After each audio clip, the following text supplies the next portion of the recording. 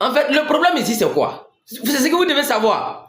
Pour que vous allez avoir un dirigeant mature, il faudrait que le peuple, la population soit mature. Parce que vous ne pouvez pas être des inconscients en espérant que vous allez avoir un dirigeant mature. Même si le dirigeant il est mature, il serait malhonnête, il va vous malhoniser. C'est de ça qu'il s'agit.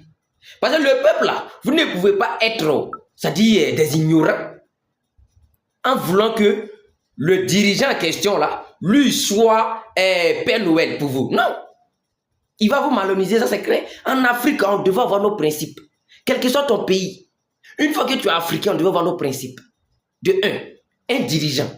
Tu ne dois pas venir au pouvoir avec femme blanche au pouvoir. Non, non, non, non. Si tu dis que tu ne veux pas, tu vas attraper nos mains pour aller en Europe là-bas, tu vas nous montrer un gouverneur européen, c'est-à-dire un président européen qui a marié femme africaine là. Tu vas nous montrer. Donc ça, c'est notre premier principe. On doit avoir des principes comme ça.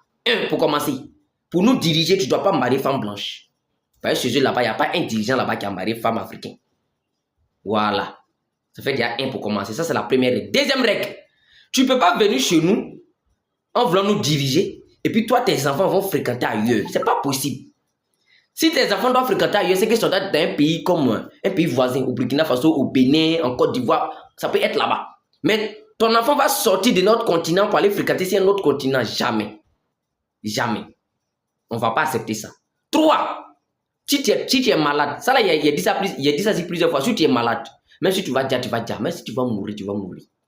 Tant que tu n'as pas réuni les conditions qu'il faut créer les hôpitaux qu'il faut pour te soigner ici, là, quelle que soit ta maladie, on ne va pas te laisser prendre l'avion pour aller te faire soigner en Europe. Les dirigeants de l'AES, ils ne se soignent pas en Europe, et tous se soignent chez eux-mêmes dans leur propre pays. Mais il n'y a que nos politiciens là qui prennent l'avion matin, midi, soir pour aller faire 3 mois, 4 mois en Europe. Ils dorment là-bas, ils se soignent là-bas, ils font ce qu'ils veulent, ils vivent là-bas. Si tu les vois venir ici, c'est qu'il y a réunion, ils finissent réunion, ils se retournent là-bas. Donc, eux, leur vie, c'est là-bas. Mais eux, ils gouvernent ici. Vous trouvez ça logique?